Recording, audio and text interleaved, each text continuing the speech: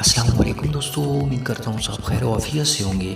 دوستو، اس دنیا میں مختلف اور لاتعداد قسم کے جانور پائے جاتے ہیں۔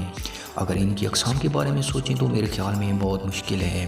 ان اقسام میں کچھ جانور انتہائی خوبصورت ہوتے ہیں اور کچھ انتہائی خوفناک۔ آج میں آپ کو ایک ایسے کیڑے کے بارے میں بتاؤں گا جو دیکھنے میں بہت چھوٹا ہے، مگر اس کے اگر زہر کی بات کی جائے تو یہ انسانی جان بھی لے لیتا ہے۔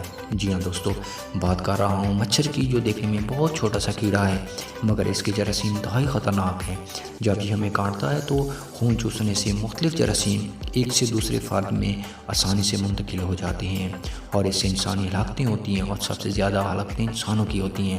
اگر انسانی ہلاکتوں کا ایک سال میں اندازہ لگایا جائے تو 7.5 لاکھ میں سے 50% اموات صرف ملیریا کی وجہ سے ہوتی ہیں، اور افریقہ سب سے سرفہرست ملک ہے جس میں سب سے زیادہ انسانی ہلاکتیں ملیریا کی وجہ سے ہوتی ہیں۔